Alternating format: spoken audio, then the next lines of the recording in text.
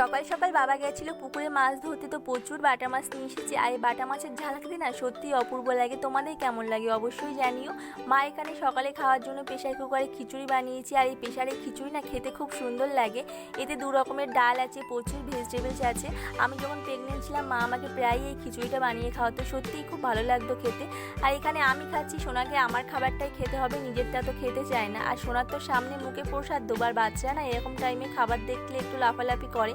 আর আজকে অনেক দিন বাদে মাথায় একটু শ্যাম্পু করে নিয়েছি। সোনা হওয়ার পর না নিজেকে একটুও টাইম দিতে পারি না। আগে তো 2-3 দিন অন্তর অন্তর চুলে শ্যাম্পু করা হতো, এখন সেটা হয়ে দাঁড়িয়েছে 1-2 সপ্তাহ বাদে বাদে। যারা নতুন নতুন মা হয়েছে তারা নিশ্চয়ই বুঝবে আমার ব্যাপারটা। আর এদিকে সোনা ঘুম থেকে উঠে গেছে, উঠেই খেলতে শুরু করেছে।